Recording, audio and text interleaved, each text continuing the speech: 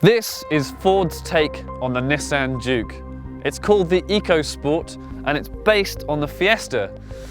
Now, because of the One Ford global strategy, it's actually been designed and developed in Brazil and it's built for Europe in a factory in Chennai in India. It's only available in front-wheel drive, but Ford say that with 200mm of ground clearance and a wading depth of 550mm, it should be decent off-road. However, as the majority of people are going to be using it in town, we'll be testing it exclusively on the road here in Spain to find out if it's any good. Although the EcoSport definitely looks awkward from some angles, I was actually surprised by how well the front end looks work on the road.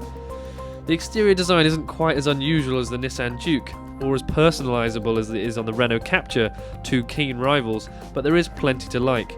The angular headlights come with LED daytime running strips as standard, and the 16-inch alloys are also standard, and the silver roof rails too. But at the back, things do start to take a turn for the worse. The front end styling is a nice mixture between the Fiesta and the Ford Edge concept, which is going to be coming to Europe in 2015. But here at the back you get the first signs that this EcoSport wasn't originally destined for Europe. There's this big spare wheel well on the back. It kind of ruins the rear end styling and it's a bit like the first generation Toyota RAV4. It also adds 0.2 meters to the overall length. And as I'm about to show you, if you're parked in a tight parallel space or in a multi-story, then you better make sure you don't reverse, because this huge swinging rear door is going to be very difficult to open in that sort of space, and it's going to make it hard to access the 330-litre boot. Not ideal for city customers, which is a shame because Ford reckon that's what the majority of buyers are going to use this car for. As with most modern Fords, you'll be pleased to know that the EcoSport drives extremely well. That's because it shares most of its mechanicals underneath with the Fiesta. So you get a nice front-wheel drive chassis, a very slick 5-speed manual gearbox, really weighty steering, and when you do turn into a corner, although there's a bit more body roll than you might get with a hatchback, there's loads of grip, hangs on really tenaciously, and the balance is very neutral, which is great. And it's much better in that regard than, say, the Vauxhall Mokka or the Nissan Juke, which it competes with. The engine range is quite narrow, so it starts with a 1.5-litre petrol engine with 110 brake horsepower and tops out with a 1.5-litre diesel engine, and that's just got 90 brake horsepower but a bit more torque.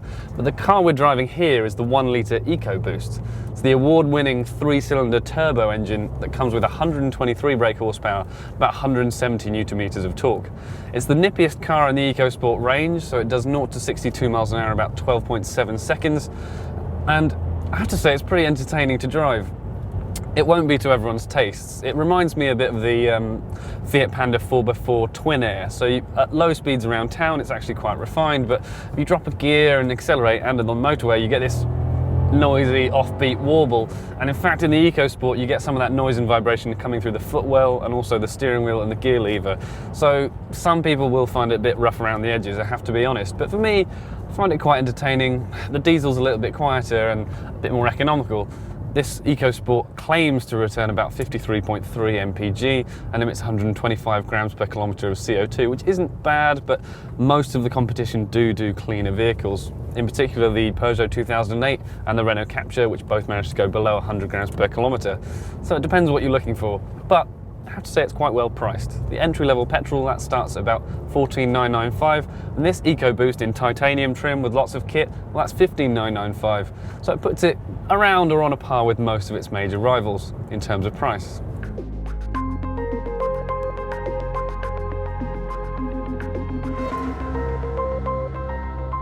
The car we are driving here had to be shipped all the way from India, so it's actually a pre-production prototype, which means we don't get a totally finished interior.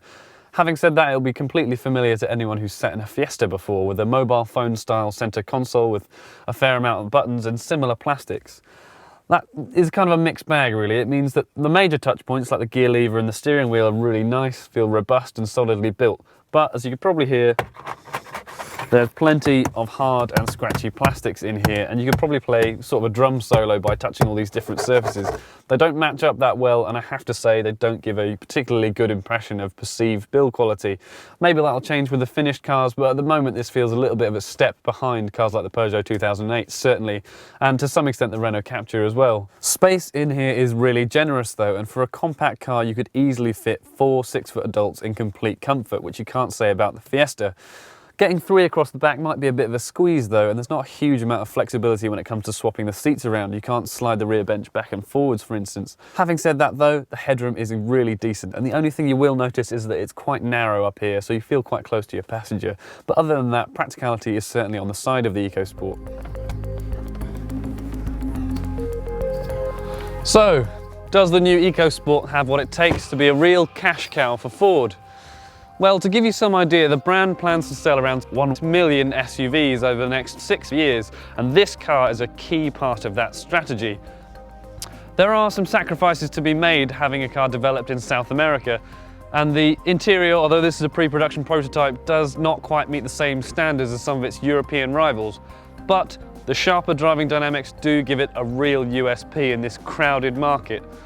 However, the old-fashioned looks and some of the interior trim do let it down slightly, and it ultimately feels like a talented also-ran rather than a real class leader, which is a bit of a shame. Having said that, I have no doubt that Ford will sell every one of the 4,000 cars it has planned for next year, and probably more in years to come.